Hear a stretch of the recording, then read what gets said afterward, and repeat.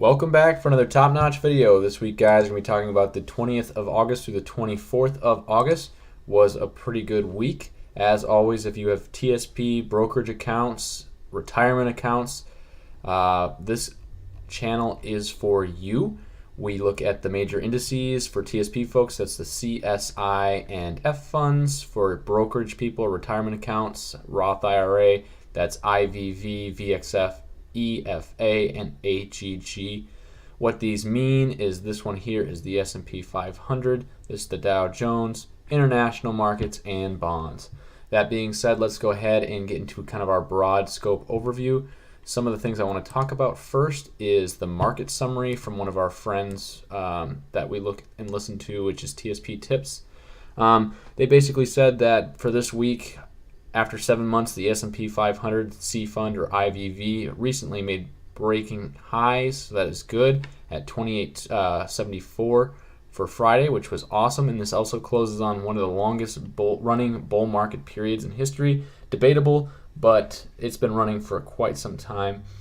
The Fed Summit in Jackson Hole was a big market mover this week, as Chairman Powell stated that he's basically going to just do as they have been doing in the past, just gradually raising those interest rates. And basically, with that being said, they are going to be in the CNS funds, kind of like we are still in the CNS funds. Another really interesting chart that I found was this one here. This one is from CCM Market Capital, Shabako Capital channel.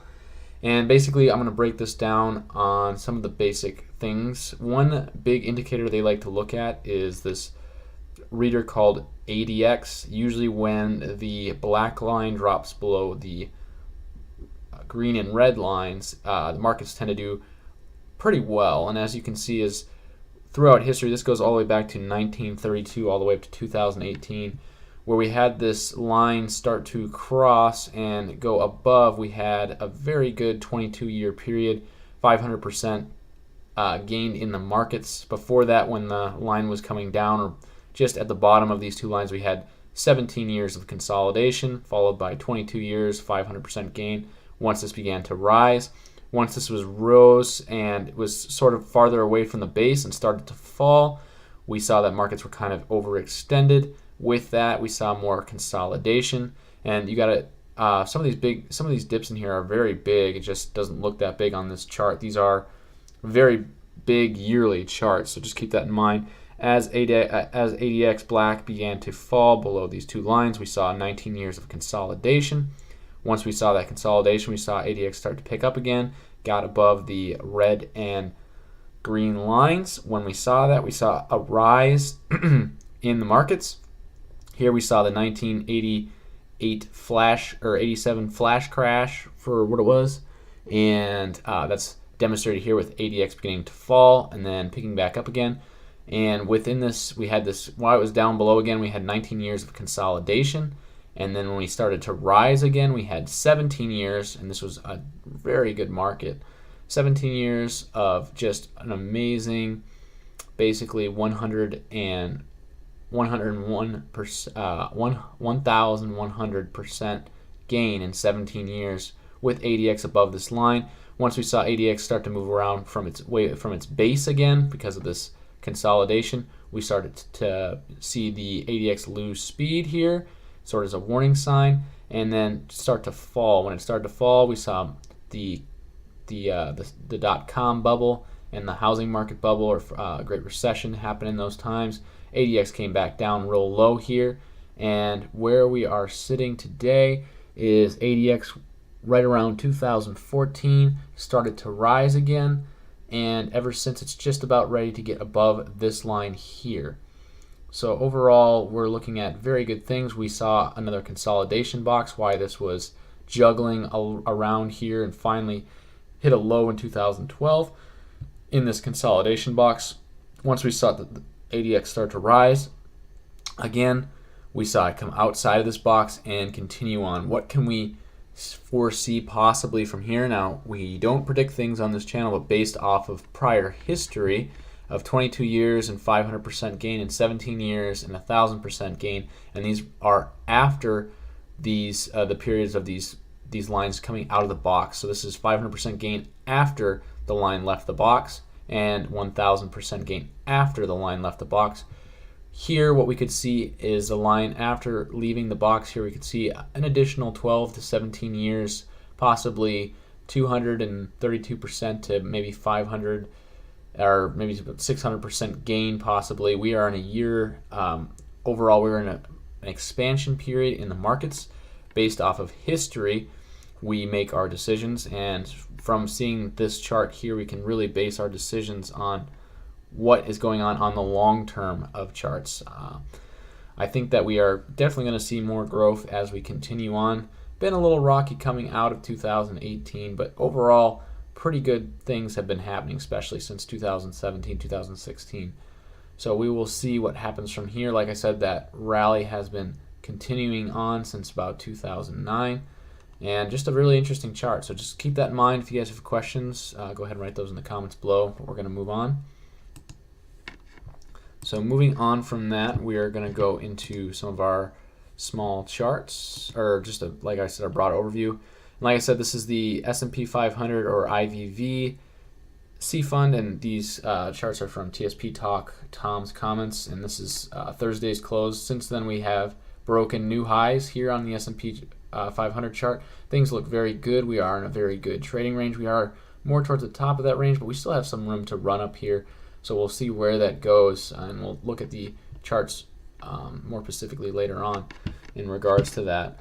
Moving on from those charts, there we have the S fund. With the S fund, we did break into new territory again, so that was really good. What we were seeing with the S fund was sort of we saw this cup and handle right here, like we've been talking about the last couple weeks, and for whatever reason, this fund just could not break that. It knocked at the door for very long into 1460. We finally saw that break it, and it is starting to move up again after more than 2 months of sitting in that category. That being said, we're moving on to the I fund. With the I fund, we are still sitting in a bear market. I would not want to really be involved with this fund. It's nothing special to be looking at. It's just nasty, honestly. It's very.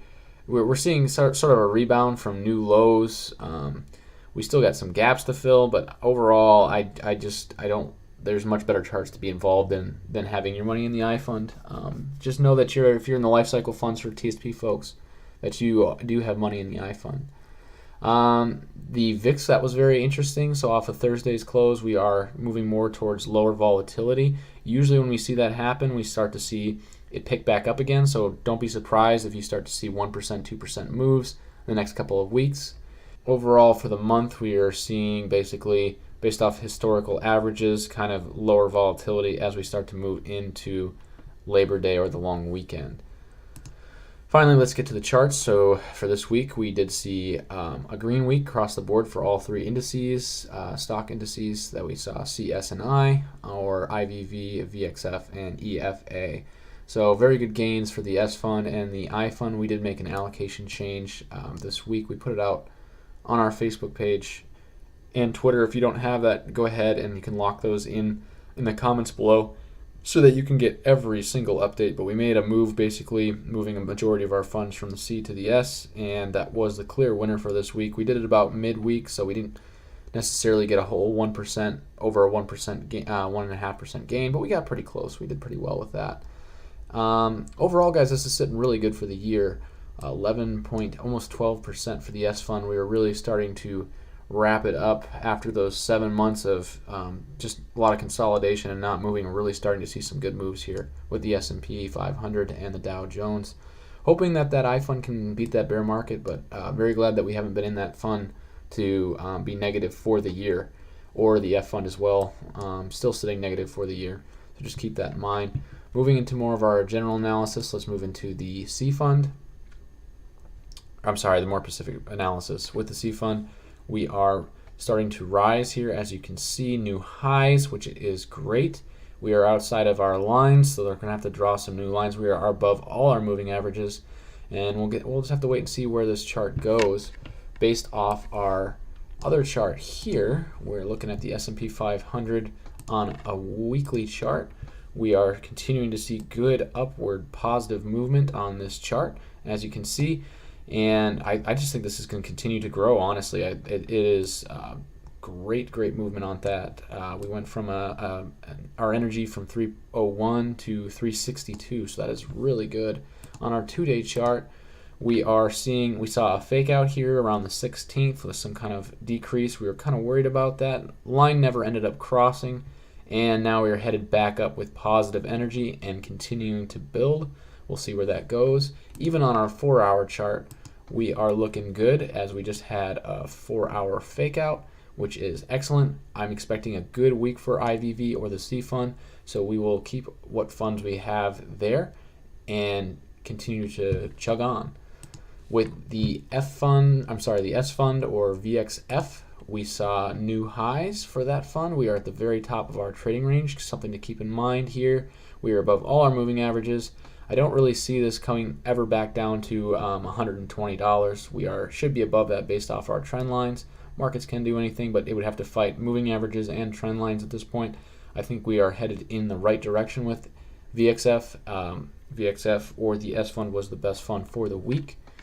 And with our charts, we saw VXF do quite well on the weekly chart as well. We saw a positive week here. We did see it start to move below its the blue line under the red line here for basically for our PPO and moving average. But we saw an uptick this week. We saw first positive energy after this kind of slow move down. That is a very positive sign. We have decided to increase our allocation based off of what we saw on these charts. As always, we don't make moves based off forecasts, or we make them based off decisions off the charts and probabilities. With our 2-day chart, we saw the charts continuing to rise at a very strong length, and price was reacting pretty well to that. We had the 2-day crossing on the 20th, and price just continued to rise at a very extended rate. We went all the way from 121 to 123, so that was really good for our charts. Even on a 4-hour chart, we are coming down just a tad bit on that 4-hour chart, but we could see it hopefully pick up again next week. So that is VXF for the week. Moving into international markets, EFA. This chart is in a bear market, as we have seen. Usually when it hits this bottom trend line, it starts to respond a little bit, which we saw this week, but it's going to have a very hard time moving past these moving averages, as it did the last time. And I don't foresee it getting past its trend line. So I would stay out of EFA for now. Not a lot of place to run with this fund. Much better places to have your money. And in regards to EFA, on our charts, for our weekly chart, we did see a down bar, so that is good, but I need to see more evidence, better probabilities to move any kind of money into this. We are seeing a good movement on our 2-day charts, but it has not crossed that line yet. I would have to see a strong crossover probably on our 2-day and a couple more bars on our weekly to have any confidence in this fund. As you can see on the 4-hour, we are slowly starting to come down. So not a place to have money at this time, with the C fund and S fund doing so much better than EFA at this point in the year, vastly outperforming this fund by more than 10%. For both those charts. Lastly, but not leastly, we're going to move to bonds. With bonds, we did see a breakout, which is very good. Funds are moving in the right direction. Not a bad place to have money, but stocks are just outperforming bonds at this point, and why have less when you can have more? So this is a good positive chart. If you have money in AGG, I don't think it's a bad place to be unless you want to be making more money in the CNS fund. And on our 2-day chart, we're seeing good positive growth there. Even on a 4-hour chart, we are starting, on a 4-hour chart, we are starting to come down, so keep that in mind. Definitely the best funds to watch out for next week are probably IVV and VXF, where we've had our funds for the majority of the year. So not a lot of change there in regards to that. If you guys have questions, concerns, go ahead and write those in the comments below. Please like, subscribe, or share this video. Really appreciate you guys and tuning in every week and what you have to offer. My question for you guys is, what do you think charts are going to do for September? Usually September is a weak month. Do you think charts are going to have a good September this year or a bad September? And finally, our allocation for the week. We did that interfunds transfer based off of what we saw on the charts. either way, if you stayed with our old allocation and missed that, or you have our new allocation, I think this is a good mix. A 50-50 mix is a good mix. A 20-80 mix is a good mix, or probably a 60-40 mix is a good mix. Anything in the CNS funds is good. With the new allocation, new money is going to the S fund or VXF for the month/year. Again, thank you so much for your time. Appreciate it. That's been another top-notch video. We'll see you guys next time.